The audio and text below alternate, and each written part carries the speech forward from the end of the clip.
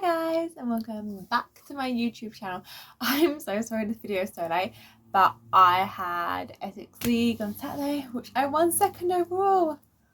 Woo! And then I was at the Tottenham women Man U versus Tottenham match on Sunday. I was so tired after, and then yesterday I was just in a lazy mood, so yeah, I'm sorry.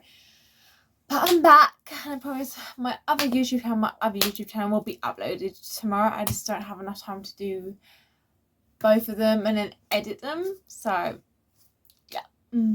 Anyway, if you guys like this video, give it a thumbs up. Comment down below if you want more videos like this or other videos you have suggested to me, and follow all my other social media platforms down below, including my own YouTube channel, like I said. Anyway, a couple of you have asked me this question. It's not like a one I'm really like to get into because it's quite a sensitive topic. So if this does trigger something, switch off. To be warned, this is not a video for kids, I don't think, especially younger ones. But what was it like being brought up by a single parent?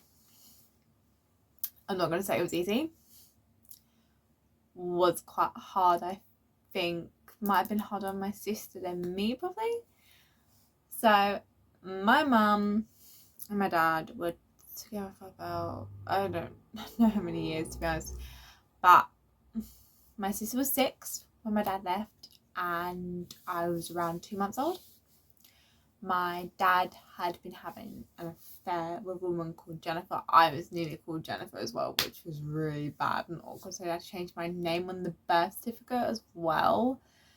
So awkward. My mum found out because his phone was ringing and she answered it by mistake. She meant to decline it because it was just an unknown number, had pen pal name, but the woman on the phone basically started speaking before my mum hung up, and she heard things that she wasn't meant to hear, and she confronted him about it. He tried to deny it, but she'd seen all the text messages now, and there was evident proof. And my mum basically said, you can either stop doing it, I'll forgive you for the kids, we probably won't ever be the same, but I'll forgive you for the kids. But my dad didn't want to stop seeing her or doing it. Yeah, what made it worse was it was one woman. It was a proper affair. It wasn't like, you know how you get some people where they're not with it for the women because they just want to, you know, have a woman. They're not in it for a relationship, but he was definitely in it for a relationship. They broke up anyway. He has a stepmom called Bobby. She's lovely. Way after me and my mum left. But anyway, I was 2 months. My sister was 6, like I said. Anyway, if you actually want to hear the story of my birth, because my dad's that sort of experience has a little bit to do with it, comment down below. Anyway, growing up as a single mum was hard at first because my mum was in really bad depression. A lot of bills as well because she kept trying to make up for stuff. Because our dad used to, well, I heard this from Catherine, my sister, used to buy presents and stuff. He was like the fun parent. My mum tried to make up for it. She used to buy me loads of Build-A-Bear teddies, take us on luxurious holidays, buy clothes, makeup, and we'd always have the latest things. And that wasn't the greatest thing to do when you're a single parent, especially one that's still dealing with stuff herself.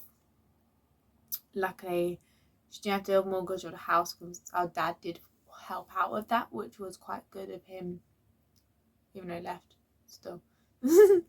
But that did put us in a lot of debt and stuff, and my mum eventually had to work from home because Catherine was in primary school and I was a baby, and that was hard. Mum had to leave the police force. It does get better because she has a really good job now. She's able to go back to work when she stays at home, I think 2 days a week, but that's more COVID than us, to be honest. But it was hard because of the debts. I think the main thing that was really hard though, it wasn't even the debts, it was the kids. I think for Catherine it was easier because she knew, oh, he's left. But I was a young kid, I didn't understand. And then I was like, why does dad not live with us? And then there was the worst part of me hearing stories about how happy they were. And I get why my sister did this, because in her eyes they were happy. My mum says they weren't. I used to argue a lot, and that's probably why he went and did it. But for about 2 or 3 years, I did say, you were all so happy before you had me. Did daddy leave because of me? I used to call him daddy. So leave because of me. And my mum had to take me to Paris, basically, because it was really bad. I was like, it's my fault. You should leave me at the adoption agency, mum. Then you can get dad back. I used to come up with these ideas. It was really bad. There were good aspects to having a single mum. It was just 3 of us girls, so we felt like we always had each other's backs. We were able to talk about things like puberty and stuff, periods, boys, other stuff in front, without having to worry about, oh my god, my dad's in here and that's so awkward. There were times when it was awkward when dad came around, because we weren't used to him being there all the time, so it was awkward, especially for me, because I'd grown up when he wasn't really around, and like he'd help with the house and stuff, but he wasn't really around to us 4. So when he used to come in, he was like a strange little man. I didn't really understand. Like our cat Buttons, who's recently died, rest in peace. When we got him, because he didn't see him all the time, he used to attack our dad, and my mum used to get scared that he'd think that we'd trained the cat to attack him. Funniest conversation ever. But yeah, moments like that were hard. The hardest bit was, I think, when I started primary and Catherine started senior school, because at that point stuff was really tight between our family. I had uniform, Catherine had uniform.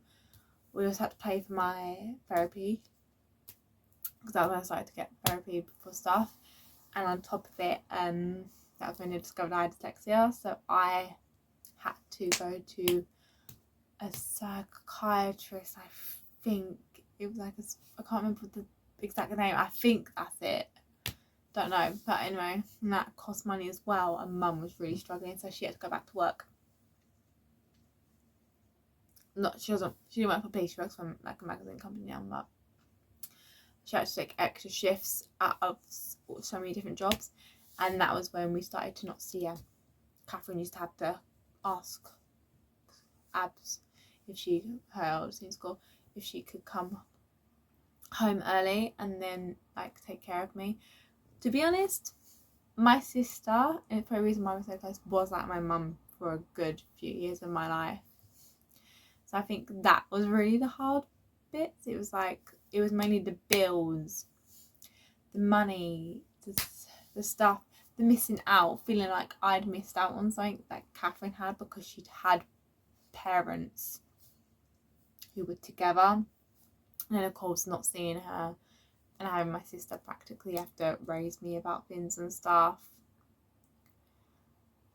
I generally think, seeing how much it hurt my mum from such a young age, I think it made me close myself off to love for a long time. And it wasn't until my sister really started dating, I was like, oh, so love can be like that. Because when you're, for example, for your kids, and you're seeing your mum in pain, and then you're seeing your dad just have woman after woman after woman, and you're thinking, well, if love does that, I don't want it.